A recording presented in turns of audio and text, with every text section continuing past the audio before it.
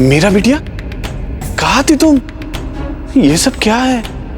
बिटिया कहाँ चली गई थी तुम? आओ देखो हम तुम्हारे लिए क्या लाए हैं। हाँ मीरा, अनेको ऊपर आए तुम्हारे लिए चित्तौड़ से, तुम्हारे कक्ष में रखवा दिए। आओ हमारे साथ, हम तुम्हें दिखाते हैं। आओ।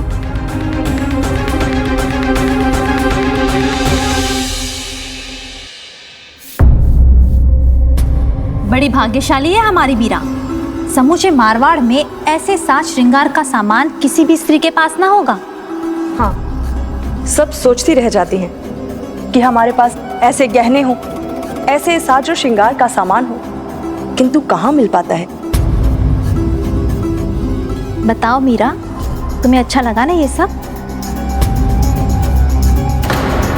देखो मीरा, ध्यान से देखो, कितना कुछ है यहाँ तुम्हारे लिए। बताओ पुत्री, भाग्यशाली हो ना तुम? हाँ ताईसा, मैं भाग्यशाली तो हूँ, क्योंकि मीरा को जो साज श्रृंगार के लिए चाहिए वो उसे मिल चुका है।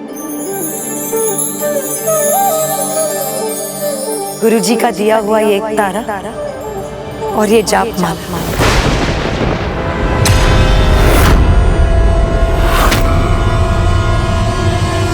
आज मैं बहुत खुश हूँ।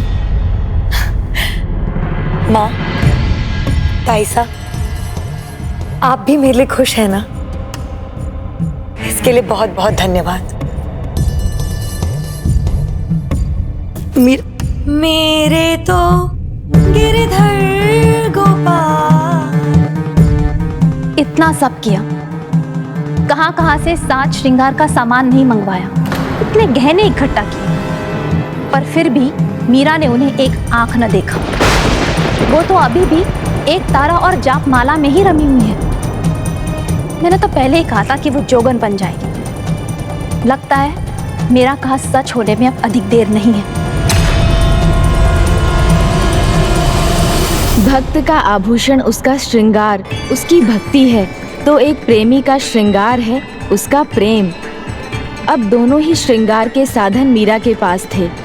भक्ति के लिए जाप माला और प्रेम के लिए उसका एक तारा। ऐसे में उसे स्वर्ण रजत के आभूषणों का आकर्षण भला कहाँ होने वाला था।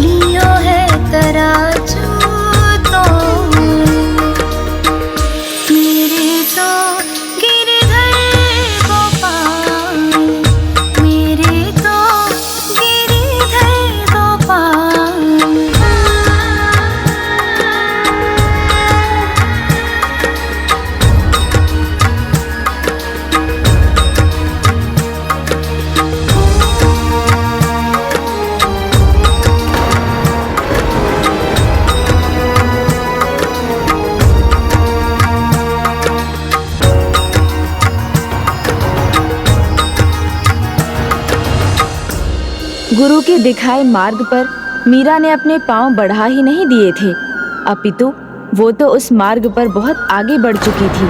उसकी इस यात्रा में उसे परिवार के बस एक ही सदस्य का समर्थन प्राप्त था, किंतु संसार में तो सब नश्वर होता है, तो मीरा को ये समर्थन कब तक मिलने वाला था, ये भला कौन जानता था।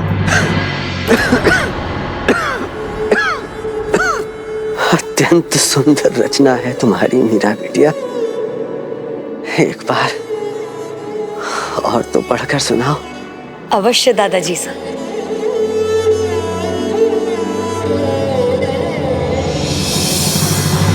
बसो मोरे नैनन में नंदलाल, मोहिनी मूर्ति सांवरी सूरती, नैना बने विशाल, अधर सुधारस मुरली राजत, उर बैजंती माल, क्षुद्र घंटिका कटितट शोभित, नुपुर सबत रसाल, मीरा प्रभु संतन सुखदाई, भगत बछल गोपाल।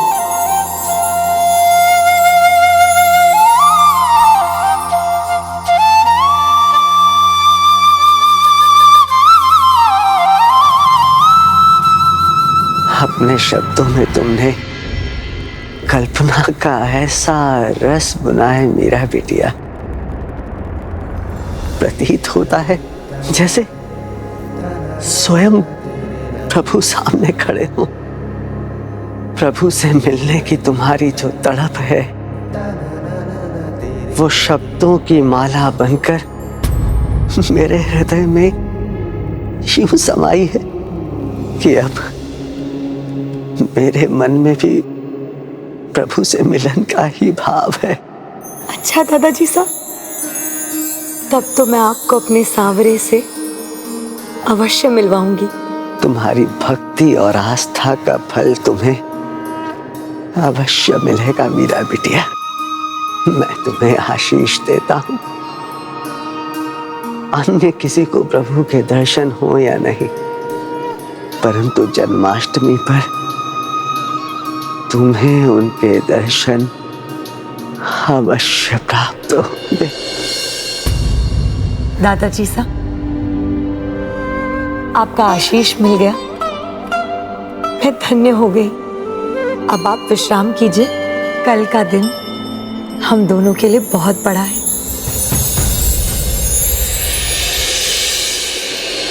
कल इतना बड़ा दिन है इस परिवार के लिए, इसलिए मुझे डर लग रहा है। इतने अतिथि आएंगे, कहीं उनके बीच मीरा कुछ ऐसा ना कर दे जिससे परिवार का मान गिरे। भाभी साहब, यही चिंता मुझे भी है। मीरा तो एक जोगन के जैसे रहने लगी है, दिन रात गिरधर गोपाल की सेवा में लगी रहती है। अब तो उसे किसी बात की सुध-बुध भी नहीं रही। कहीं लोग उसे एक राजकुमारी नहीं बल्कि कहीं जोगन ही ना समझ ले। देवर जी साहब, तब तो ये बात चित्तौड़ भी पहुंच जाएगी। नहीं, ऐसा कुछ नहीं होगा। हम ऐसा कुछ भी नहीं होने देंगे। कल जन्माष्टमी की पूर्व संध्या पर हमारे पुत्र जयमल यहाँ आ रहे हैं। वो निगरानी रखेंगे कि मीरा ऐसा कुछ भी ना करे। भाई है उसका, उसी की आयु का है, हो सकता है मीरा उसकी बात सुन ले और मान भी ले।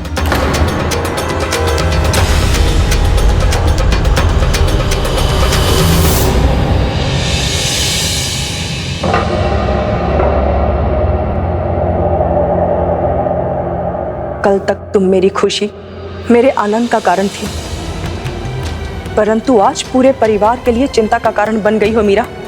किंतु माँ, मैं हाथ जोड़कर विनती करती हूँ मीरा, कल जन्माष्टमी के उत्सव पर अनेकों अतिथि पधारेंगे, गुरु बिहारी दास भी होंगे।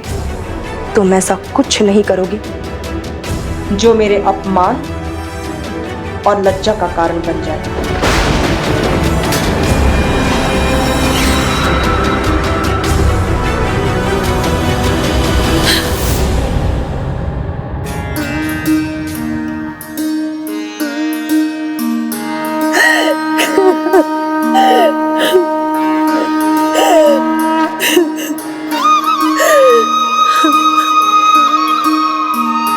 आप तो सब सुनते हैं ना,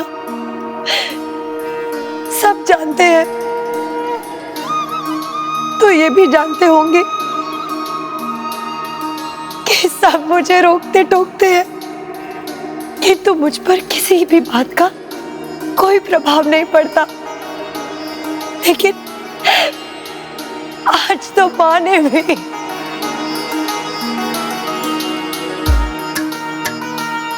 तुम्हें टोका, इसका दुख है तुम्हारी माँ को बिटिया, और कोई चारा भी तो नहीं है।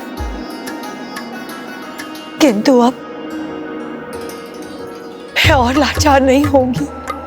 मैं अड़िग हूं अपने विश्वास पर।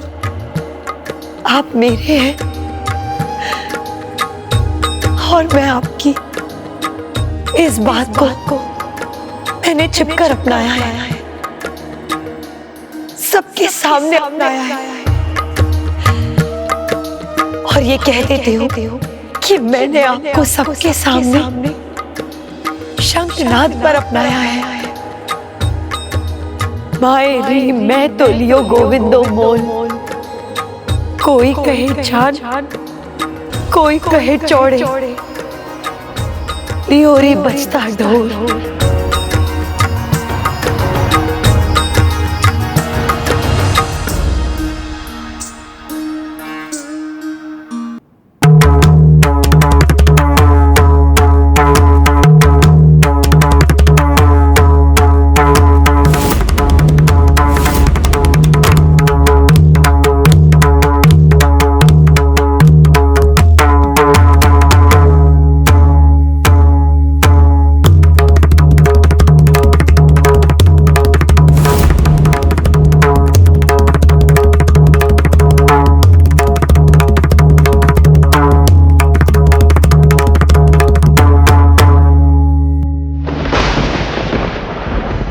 महंगा सस्ता देखकर प्रेम नहीं होता।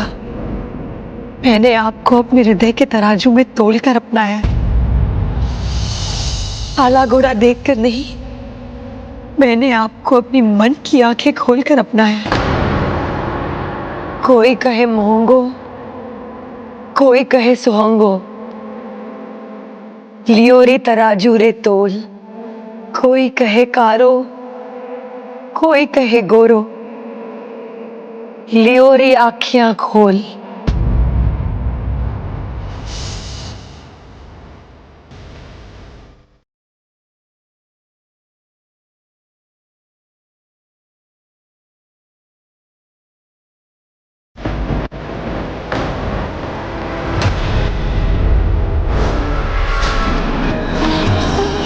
अब तो पूरा जगत जान गया है गिरधर गोपाल, प्रेम का देकर मोल अनमोल आपकी मीरा इस जन्म में ही नहीं, पिछले जन्म से आपको अपना चुकी है। तो अब तो दर्शन दे दीजिए प्रभु। या ही कुम सब जग जानत है, रियो री अमूलक मोल। मीरा कुम प्रभु दर्शन दीजियो, पूरब जन्म का कोल।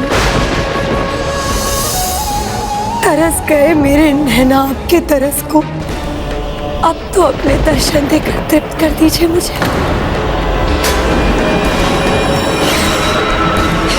मीरा, मीरा, मीरा, मीरा, अपना कुछ तो ध्यान रखो।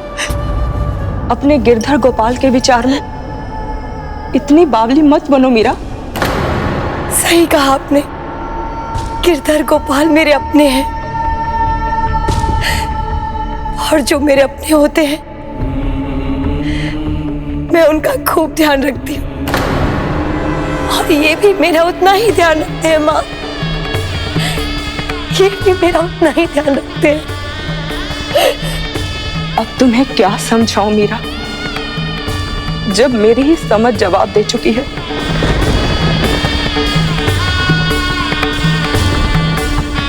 ये वस्त्र लाई थी तुम्हारे लिए।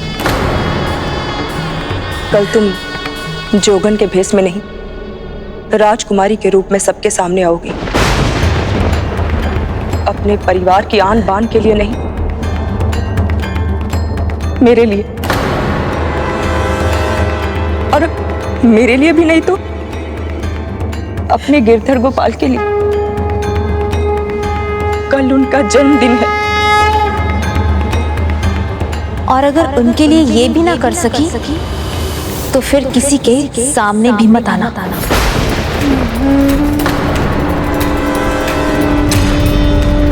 मैं नहीं चाहती कि मेरे इस व्यवहार के लिए लोग मेरे गिरधर गोपाल को दोषी ठहराएं। एक और मीरा अपने गिरधर की भक्ति और प्रेम में जोगन बनती जा रही थी, वहीं दूसरी ओर परिवार को राजघराने के सम्मान की चिंता विचलित कर रही थी।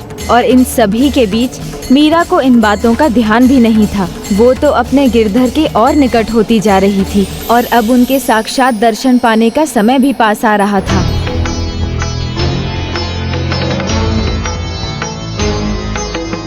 भाई साहब, चित्तौड़ से भी कोई अतिथि आने वाले हैं। तुम्हें याद नहीं महाराज शाह ने क्या कहा था? देखो रतन सिंह, मैं नहीं चाहता कि उन्हें पता चले कि हम उनकी पीठ पीछे मीरा का विवाह तय कर रहे हैं। इससे उन्हें दुख होगा। मुझे विश्वास है कि जिस दिन उन्हें बताने का समय आएगा, मेरे समझाने पे वो समझ जाएंगे कि इसी में परिवार की भलाई। प्रणाम पिताजी साहब। आओ पुत्र जयमल, तुम्हारा स्वागत।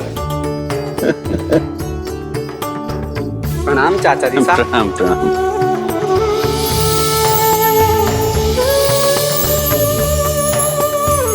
दादा साहब। प्रणाम दादाजी साहब। दादाजी साहब। अरे पुत्र जयमल, संभल कर, दादाजी सा स्वस्थ नहीं है। लगता तो नहीं है चाचा जी साहब। दादा की भुजाओं में तो अभी भी मुझसे अधिक बल है। क्यों दादाजी साहब? पुत्र नहीं, शक्ति तो युवा भुजाओं में होती है। अब इस परिवार की शक्ति युवा पीढ़ी है। तो उसमें तो मेरा भी आती है ना, वो कहाँ है? मैं यहाँ हूँ जयमल भाई साहब।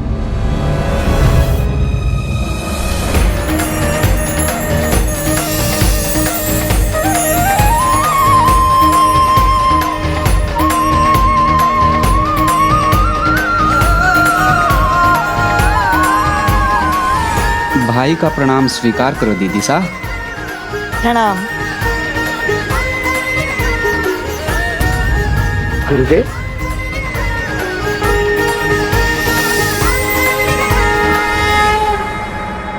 गुरुदेव बिहारी दास जी। गुरुदेव, आपके मार्गदर्शन के लिए अनेकों धन्यवाद। मुझे मेरे सद्गुरु भी मिल गए और गुरु की कृपा भी। तब तो तुम्हें तुम्हारे गिरधर गोपाल भी जल्दी मिल जाएंगे मीरा।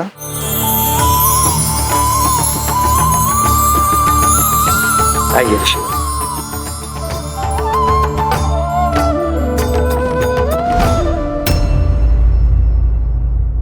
बेटा जयमल, मैं आज तुम्हें एक जिम्मेदारी सौंप रहा हूं। आज के दिन मीरा पर विशेष ध्यान रखना, और अगर वो कुछ ऐसा करे जो परिवार को शोभा नहीं देता तो मुझे बताना। अपने गिरधर गोपाल के प्रति उसकी भक्ति और प्रेम के नाम पर उसका व्यवहार राजघराने की मर्यादा के अनुसार नहीं है, उस पर हमें नियंत्रण रखना होगा।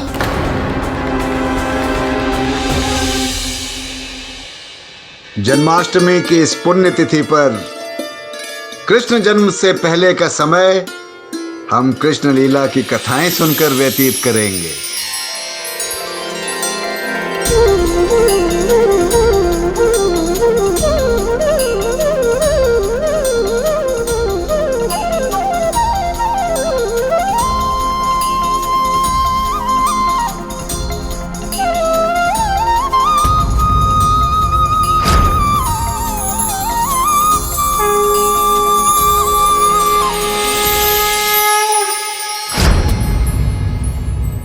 तनक हरि चितवो जी मोरियो,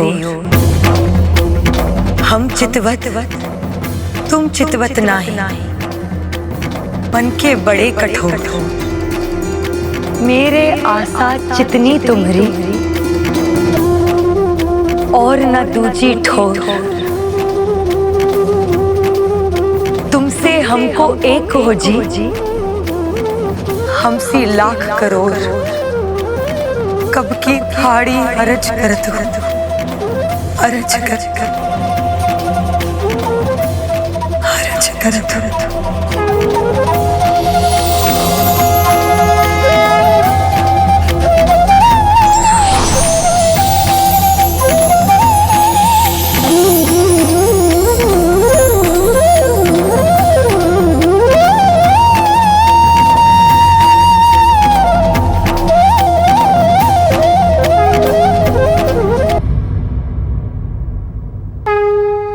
मेरे आशा चितनी तुम्हारी और न दूजी ठोर, तुमसे हमको एक हो जी, हमसे लाख करोड़। कब की थाड़ी अर्ज कर दो, अर्ज कर दो, अर्ज कर दो, अर्ज कर दो, अर्ज कर दो, अर्ज कर दो।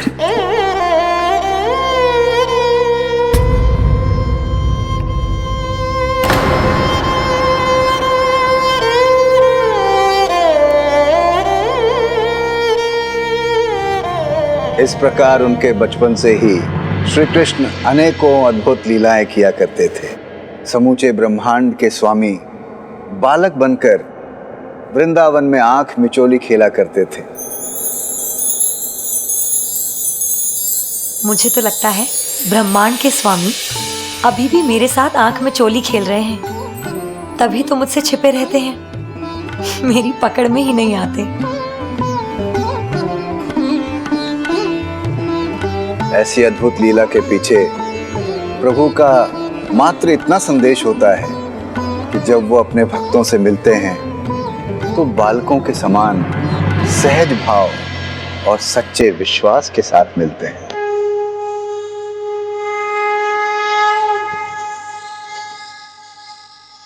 अब आप सब मेरे साथ मिलकर बोलिए,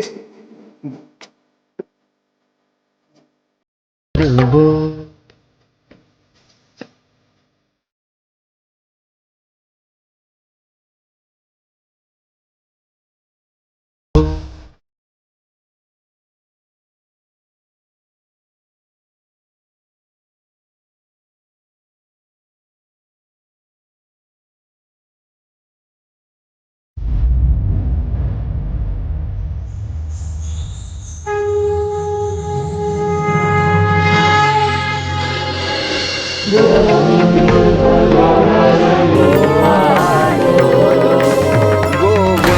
बोलो, हरि गोपाल बोलो।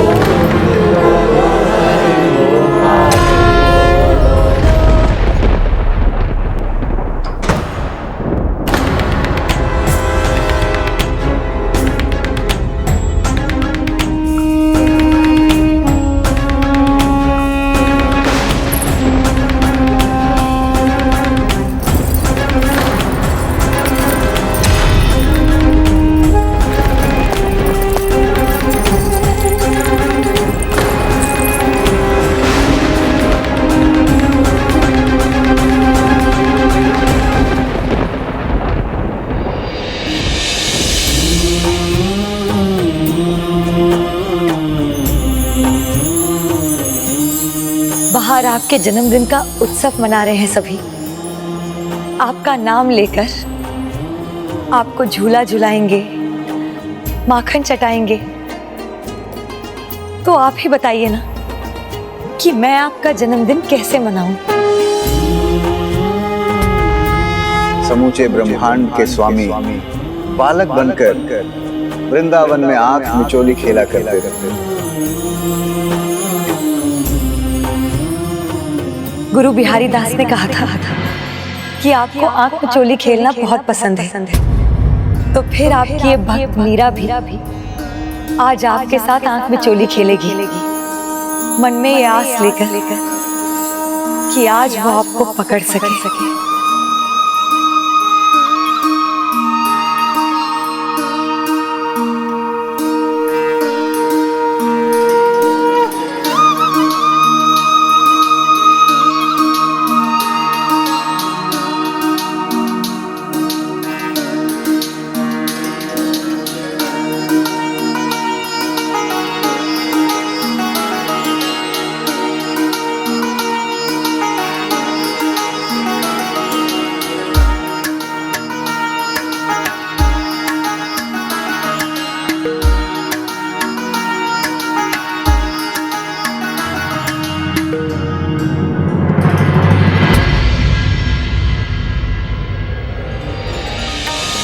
कनक हरीच चितवो जी मोरी ओर, हम चितवत तुम चितवत नाही, मन के बड़े कठोर।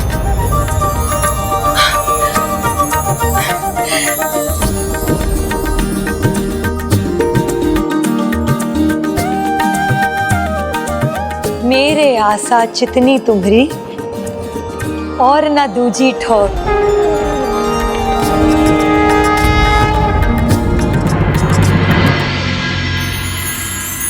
तुमसे हमको एक हो जी,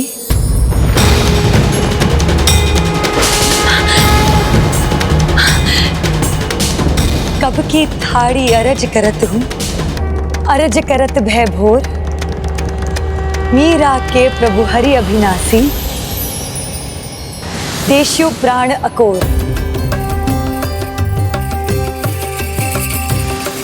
हम चितवत तुम चितवत नाही, मन के बड़े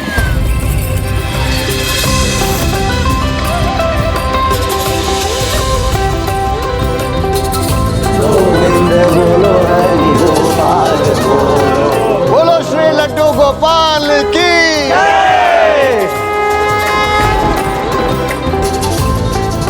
मेरे आशा चितनी तुम्हरी और न दूजी ठोर। तुमसे हमको एक हो जी, हमसी लाख करो, हमसी लाख करो। कब की थाड़ी अरज करत, अरज करत भय भोर।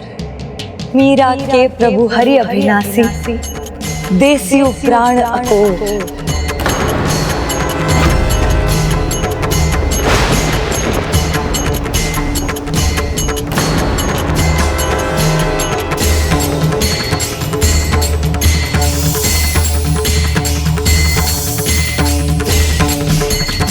मीरा।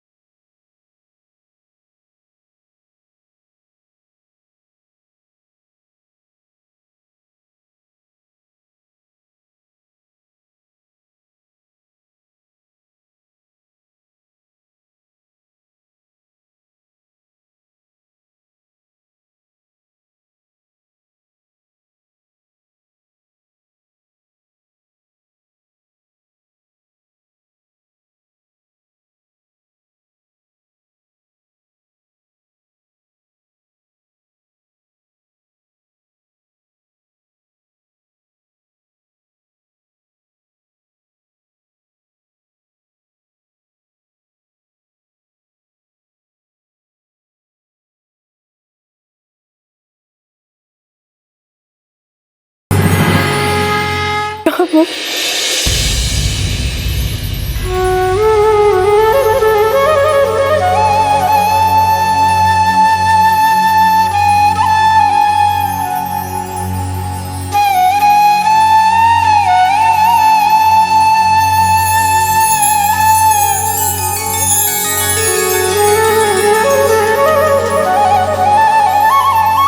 प्रणाम प्रभु,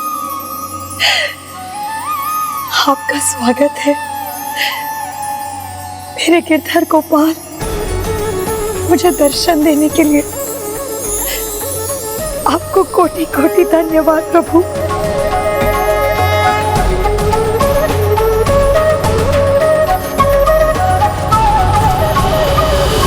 नंद घर आनंद भयो, जय कन्हैया लाल की। हाथी घोड़ा पाल की, जय कन्हैया लाल की। नंद घर आनंद भयो, जय कन्हैया लाल की। हाथी घोड़ा पाल की, जय कन्हैया लाल की। मीरा बिटिया, मीरा द्वार खोलो। मीरा बिटिया, मीरा बिटिया, द्वार खोलो। मीरा बेटा द्वार खोलो। मीरा, मीरा, मीरा! मन करता है कि एक पल के लिए भी अपनी पलकें ना झपकाऊं और बस इसी तरह आपको निहारती रहूं। किंतु मुझे शीघ्र जाना होगा मीरा। जाना होगा? क्यों जाना होगा प्रभु? आप ऐसे कैसे जा सकते हैं मुझे अपनी दुल्हन को लिए बिना? आप तो मुझे अपने साथ ले जाने आए हैं ना? नहीं मीरा, अभी तो मैं केवल दर्शन लेने आया हूँ। साथ चलने का समय अभी नहीं आया।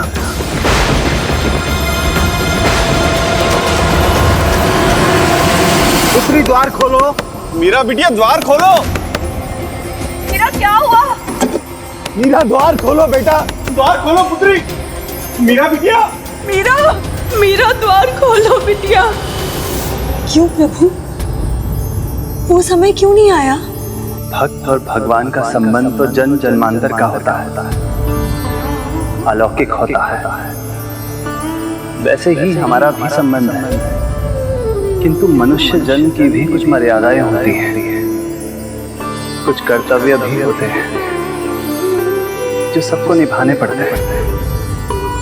वो कर्तव्य, वो दायित्व चुनौतियां बनकर तुम्हारे जीवन, तुम्हारे सामने भी आएंगी और तुम्हें उनसे पार पाना होना। फिर एक समय आएगा जब मैं तुम्हें लेने भी आऊंगा।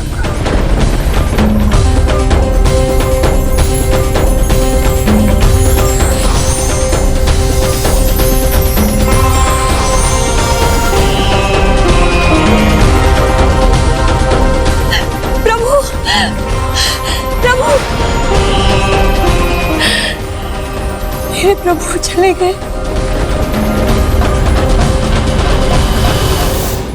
मीरा!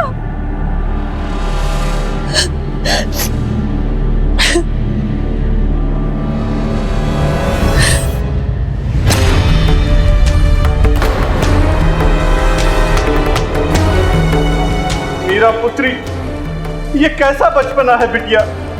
सुध-बुध खोकर तुम ये सब क्यों कर रही हो? हाँ मीरा, बाहर पूजा चल रही थी। श्री गोपाल का जन्म अभिषेक हुआ, उन्हें झूला झुलाया गया। तुम तो उनकी सबसे बड़ी भक्त हो, फिर भी वहां नहीं थी। मीरा वहां नहीं थी क्योंकि वो यहाँ अपने गिरधर गोपाल के साथ थी।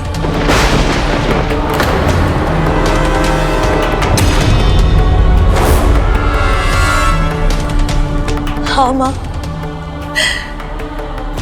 इन्होंने मुझे साक्षात दर्शन दिए, वचन दिया है वो फिर आएंगे, उचित समय पर मुझे अपने साथ ले जाएंगे।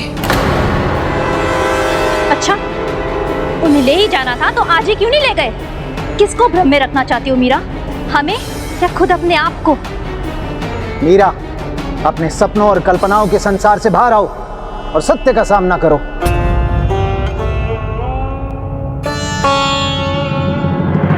कुंवर सा, महाराज सा का स्वास्थ्य बिगड़ गया है।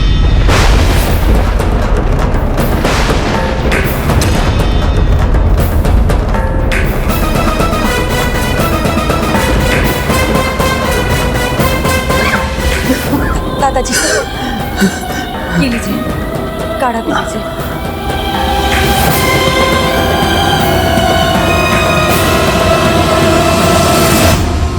मैंने तुम्हें उस परिस्थिति की कड़वाहट से बचाया और तुम हो कि मुझे ये कड़वा काढ़ा पिला रहे हो। अच्छा, तो आपने जानबूझकर उस सेविका को भेजा था ना? हाँ, क्योंकि मैं जानता था कि ये लोग तुम्हारे हृदय को नहीं समझेंगे और मुझे आभास हो गया था कि तुम्हें आज प्रभु दर्शन अवश्य मिलेंगे। किंतु दादाजी साहब, मुझे तो अभी भी अपने गिरधर गोपाल की प्रतीक्षा करनी होगी कि वो कब आएंगे और मुझे अपनी दुल्हन बनाकर साथ ले जाएंगे।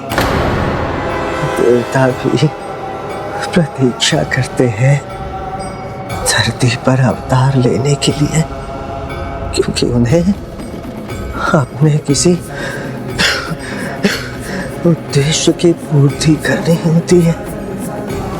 तुम्हारी भी प्रतीक्षा का कारण यही हो सकता है कि तुम्हारे जीवन का कोई उद्देश्य अभी अधूरा है मेरा बिटिया।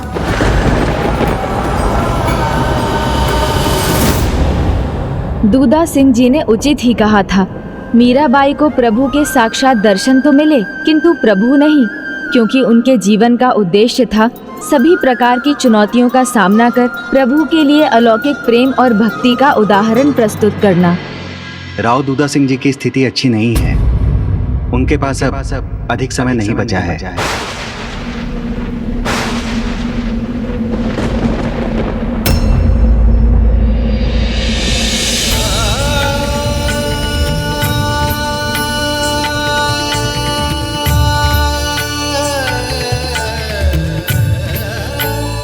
कुंवर भोजराज मीराबाई साहब को देखने आ रहे हैं।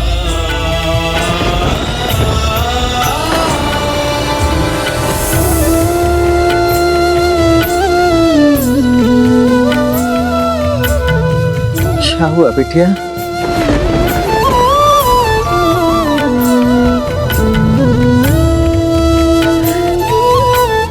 कुछ नहीं दादाजी साहब।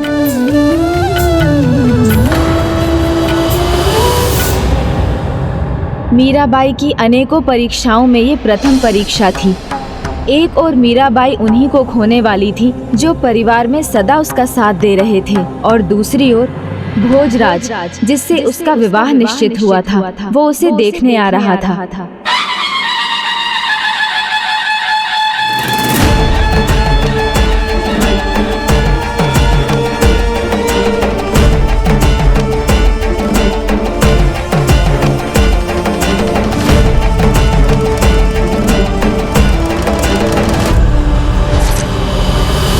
जो प्रभु के प्रति समर्पित होते हैं वो अपने प्रियजनों के प्रति भी संवेदनशील होते हैं। बीमारी की अवस्था में मीरा अपने दादाजी को किसी प्रकार का भी कष्ट नहीं देना चाहती थी, इसलिए उसने भोजराज के आने की बात उन्हें नहीं बताई, पर उसने अपने मन का भाव अपने गिरधर गोपाल को बता दिया, जिनसे ना वो कुछ छिपाती थी और ना ही जिनसे कुछ छिपा था।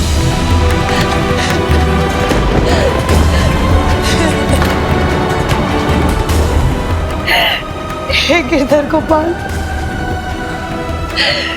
सब जानते हुए भी आप मेरे मन की पीड़ा को क्यों नहीं समझ रहे? जब मीरा आपकी है तो वो किसी और की कैसे हो सकती है? तो फिर आप किसी को क्यों यहाँ आने दे रहे हैं? मुझसे मिलने दादाजी स्वस्थ नहीं है, जो मैं उनसे जाकर कुछ बोलूं? जिसके साथ स्वयं गिरधर गोपाल है, उसे क्या डरना। किंतु फिर भी मेरा हृदय शंका से भरा जा रहा है प्रभु। आपने जो दुविधा में मुझे डाला है, अब उस दुविधा से आप ही मुझे निकालेंगे। कर सिंह रूप धारण करके भक्त प्रहलाद को आपने बचाया, आपने गज को ग्राह से बचाया, देवी द्रौपदी की लाज की रक्षा भी आप ही ने की थी। तो क्या आप अपनी मीरा की रक्षा नहीं करेंगे प्रभु? तो क्या आप अपनी मीरा की रक्षा नहीं करेंगे प्रभु? द्रौपदी री लाज राखी, आप बढ़ायो चीर, भगत कारण रूप नरहरि, धरियो आप शरीर, बुढ़तो गजराज राखियो, काटी कुंजर पीर, दासी मीरा लाल गिरधर, हरो मारी वीर।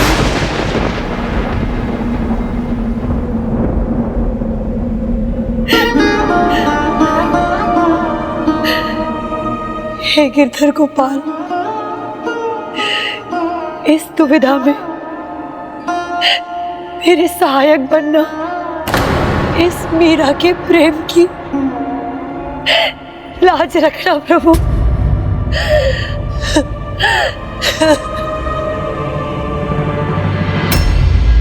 कैसी दुविधा पुत्री।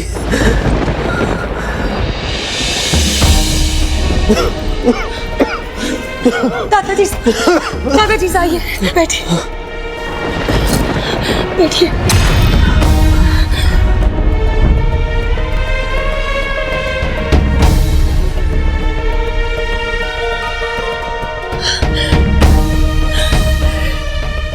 दादाजी आप आराम क्यों नहीं कर रहे? यहाँ उठकर क्यों आए? पहले मेरे प्रश्न का उत्तर दो पुत्री। कौन सी दुविधा है जो तुम्हें व्यथित कर रही है? दादाजी साहब, इस समय मेरी केवल एक ही व्यथा है कि आपका स्वास्थ्य ठीक नहीं है। यदि आप मुझे परेशान नहीं देखना चाहते तो जल्दी से ठीक हो जाइए। आ ही गया हूँ, तुम मेरी एक अभिलाषा पूर्ण कर पुत्री। हाँ बताइए दादाजी साहब। एक भजन सुना दो। बस इतनी सी बात? इसके लिए मैं आ जाती, मैं आपको सुना देती भजन। नहीं पुत्री, तुम्हारे मुख से भजन सुनने का उचित स्थान यही है, क्योंकि जब भी तुम प्रभु के सामने बैठकर भजन गाती हो तो सारा वातावरण भक्ति भाव से भर उठता है। प्रतीत होता है तुम्हारा भजन सुनने के लिए स्वयं गिरधर गोपाल समक्ष खड़े हो। दादाजी साहब, यदि आपके मन में गिरधर गोपाल के लिए इतना अपार प्रेम है और उनके प्रति आपकी अडिग भक्ति है, तो फिर आपने अपना जीवन उन्हें समर्पित क्यों नहीं किया? तुम्हारे प्रकार उनकी भक्ति में अगर सारा जीवन बिता सकता तो अवश्य बिताता बिटिया, परंतु सांसारिक कर्तव्यों को निभाना भी तो आवश्यक था। किंतु दादाजी साहब, एक प्रभु भक्त का कर्तव्य ही होता है ना प्रभु भक्ति। ये जीवन ईश्वर की देन है पुत्री, तो कर्तव्य भी तो उन्हीं की देन है ना। गिरधर गोपाल से हमें जो भी मिला है, गिरधर के दिए दायित्व से मुख मोड़ना उनसे मुख मोड़ने के समान है पुत्री। और उनका कोई भी सच्चा भक्त ऐसा कैसे कर सकता है? दादाजी साहब रुकिए, मैं अभी वैद्य को बुलाती हूँ। वैद्य की दी औषधि व्यर्थ है पुत्री। अब तो भांग की औषधि, उनका भजन ही मुझे मेरे इस कष्ट से मुक्ति दिला सकता है। विलंब मत करो बिटिया, मुझे भजन गाकर सुना। कहीं अत्यधिक विलंब न हो जाए। भजन शुरू करने के बाद रुकना नहीं। मुझे वचन दो पुत्री, जैसा मैंने कहा है वैसा ही करोगी। मुझे प्रभु का भजन का सुनाओ। हाँ दादाजी साहब, मैं आपको वचन देती हूँ।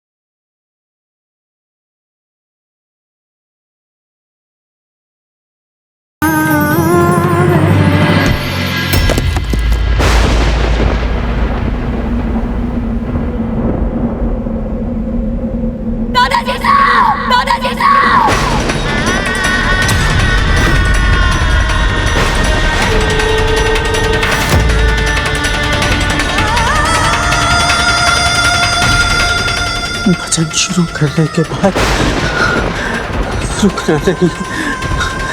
भले ही मेरी सांस ही क्यों ना रुक जाए।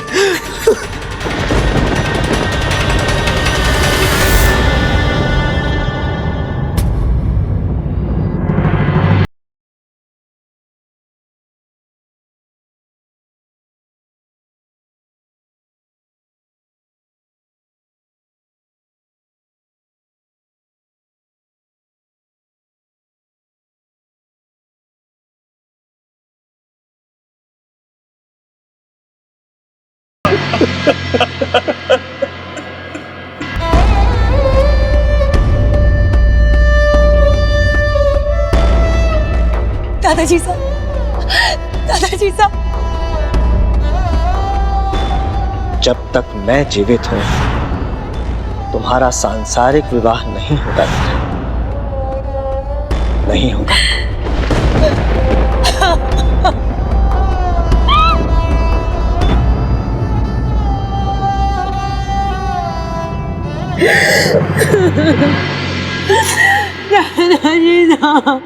दूधा सिंह जी के स्वर्गवास के बाद पूरा परिवार दुखी था, किंतु मीरा, उस पर तो जैसे दुखों का पहाड़ ही टूट पड़ा था, क्योंकि भोजराज का आना बस कुछ ही समय के लिए ही तो टल सकता था। अब तो मीरा के लिए स्थिति और भी विकट होने वाली थी, क्योंकि उसकी भक्ति समझने वाले, उसके लिए ढाल के समान खड़े रहने वाले उसके दादाजी सा अब नहीं रहे थे, और बड़ा पुत्र होने के कारण वीरम देव अब मेड़ता का शासक था। महाराज वीरम देव सिंह जी की, महाराज वीरम देव सिंह जी की।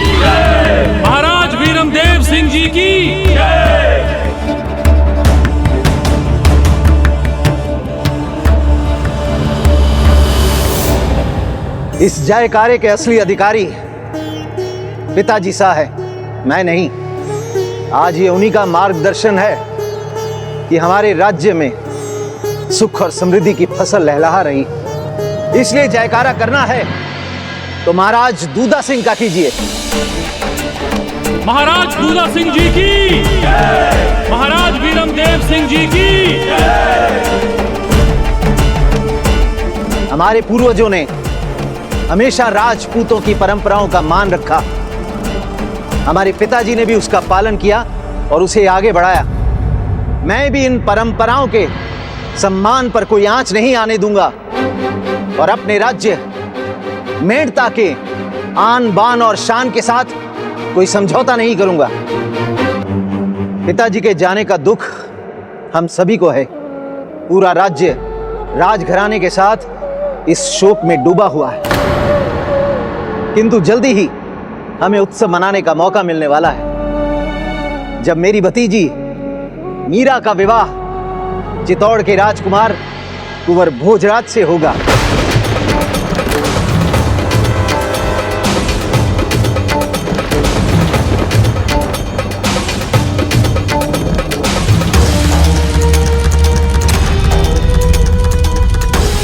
राजकुमारी सा ऐसे क्यों चली गई? राजकुमारी सा को ऐसे नहीं जाना चाहिए। नहीं जाना चाहिए था। राजकुमारी सा को ऐसे नहीं जाना चाहिए। क्या हो गया राजकुमारी सा को? क्या हो गया राजकुमारी सा को? लगता है मीरा लज्जा गई।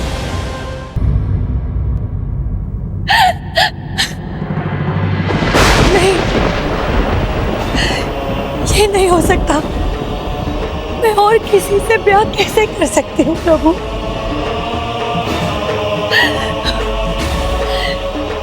हे गिरधर गोपाल, ये कैसी लीला है आपकी?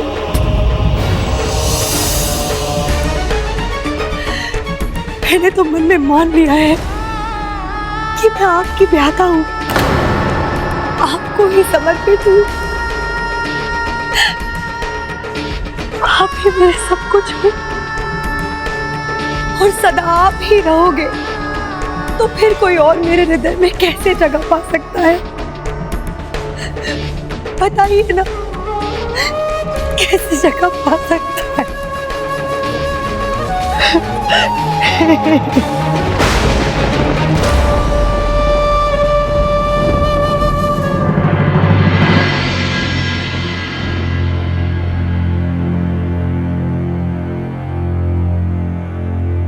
अनुज रतन, तुम्हारी पुत्री को भले ही पिताजी सा ने लाड दुलार से सर पर चढ़ा रखा हो, किंतु अब हम अपने आदेश की अवहेलना नहीं सहेंगे।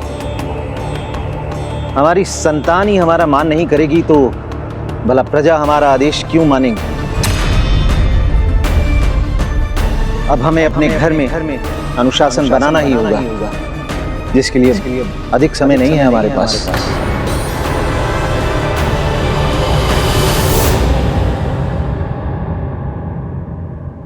प्रणाम महाराज साहब। आपने उचित कहा कि अभी हमारे पास अधिक समय नहीं है। अभी सूचना मिली है कि चित्तौड़ से कुंवर भोजराज यहाँ के लिए निकल चुके हैं।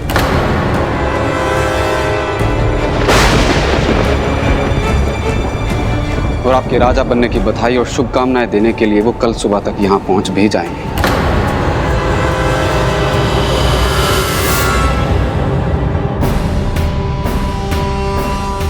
किंतु इतनी जल्दी मीरा को कैसे?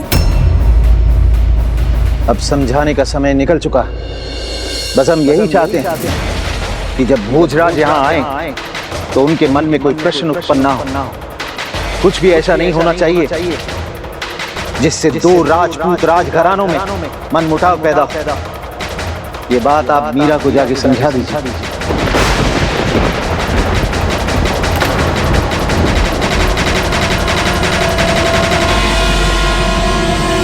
पुत्र जयमल, जो आज तक नहीं समझी वो भला आप क्या समझेगी? मैं जानती हूँ कल भी वो अपने गिरधर गोपाल की रट लगाए रहेगी, उनकी सेवा में ही रहेगी। लेकिन मैं नहीं चाहती कि भोजराज को लगे कि उसकी बुआ ने उसका संबंध एक जोगन से किया है। इसलिए कल तुम्हारा ये उत्तरदायित्व है कि तुम भोजराज को मीरा से दूर ही रखोगे। जब मीरा पूरी तरह से ब्याह के लिए तैयार होगी तब हम भोजराज को उससे मिलवा देंगे। हे गिरधारी, मैं सभी को कैसे समझाऊं? आप मुझे मिल चुके हैं तो मैं किसी और से क्यों मिलूं? क्यों मिलूं मैं किसी और से? मिलना तो तुम्हें होगा मीरा।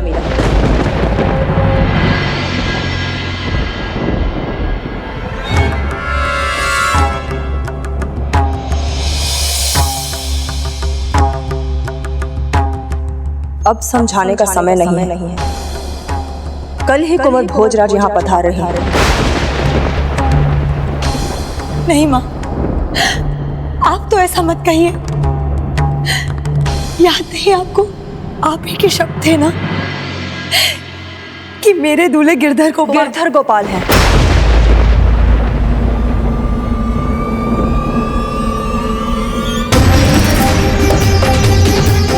हाँ, कहा था मैंने।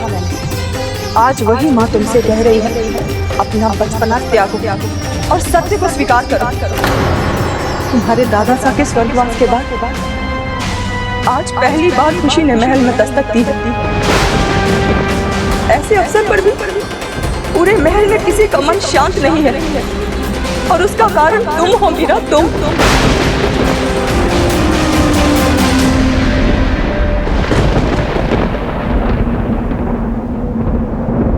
भगवान है ये सभी के, तुम्हारे पति नहीं।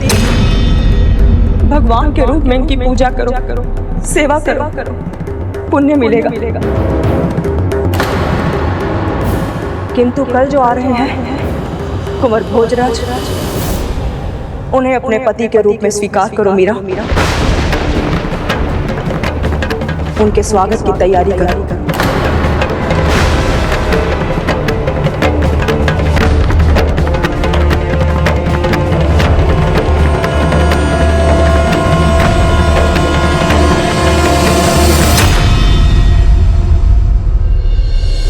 बिटिया, परिवर्तन संसार का नियम है। समय के साथ साथ बातों के मायने बदल जाते हैं। अब तुम्हारे दादा सा इस महल के राजा नहीं है, तुम्हारे ताऊ सा है। उन्हीं का शासन चलता है यहाँ और हम सभी को उनके आदेश का सम्मान करना है। इसलिए भूल जाओ मैंने कभी कहा था कि गिरधर गोपाल तुम्हारे दूल्हे हैं। या तुमने कभी उनसे विवाह की कल्पना भी की थी? या तुमने कभी उनसे विवाह की कल्पना भी की थी?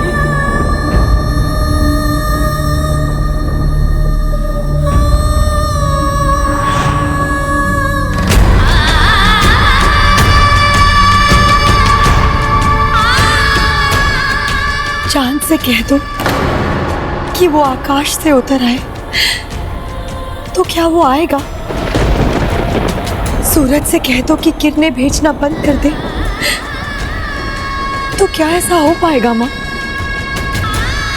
माँ, जिसका जो स्वभाव होता है वो वैसा ही रहता है माँ, उसे बदला नहीं जा सकता।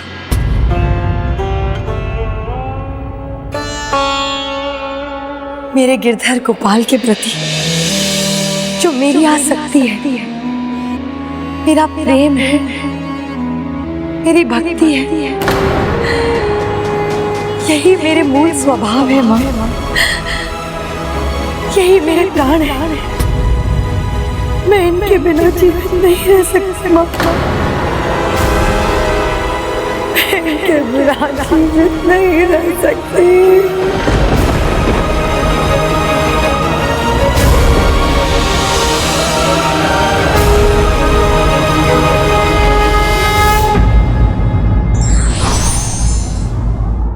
प्रत्येक व्यक्ति का अपना दृष्टिकोण होता है, उसे समझने की आवश्यकता है।